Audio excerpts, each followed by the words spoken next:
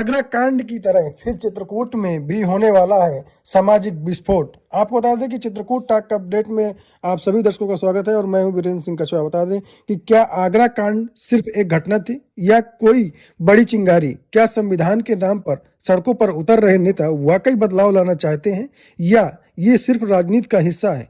आज चित्रकूट की जमीन पर एक ऐसा भाषण गूंजा जिसने सिर्फ करणी सेना की चुनौती को हवा दी, बल्कि ईवीएम, मनुवाद और भाजपा सरकार पर सीधे निशाना साधे।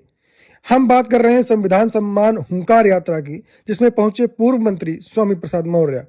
पूर्व मंत्री स्वामी प्रसाद मौर्य ने चित्रकूट में हुंकार भरते हुए बिहार विधानसभा चुनाव पर बीजेपी को खुली चुनौती दे डाली। उनका दावा था कि जनता भाजपा को खारिज कर चुकी थी, लेकिन फिर भी जीत का मतलब है लोकतंत्र की हत्या और ईवीएम का दुरुपयोग। स्वामी प्रसाद मौर्य ने बीजेपी को मनुवादी विचारधारा का पोषक बताया और सवाल उठाया, आगरा में संविधान जलाने वालों पर कोई कार्रवाई क्यों नहीं हुई?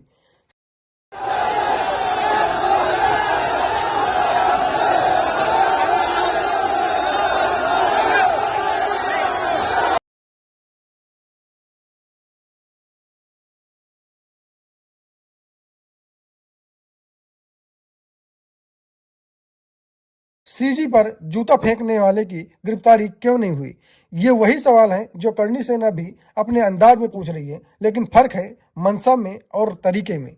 इस यात्रा के जरिए उन्होंने संविधान की रक्षा और दलित पिछड़े वर्ग के सम्मान की बात की है, साथ ही बीजेपी के सामाजिक एजेंडे पर भी तीखा हमला किया है।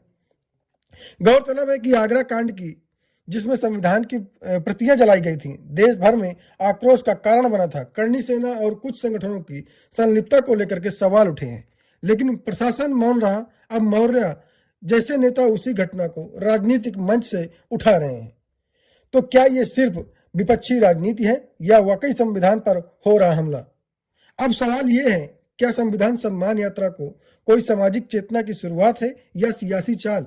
क्या आगरा कांड और चुनावी धांधली जैसे आरोपों को सच सामने आएगा? क्या जनता अब संविधान की रक्षा के लिए नेताओं से ज्यादा जागरूक हो रही है?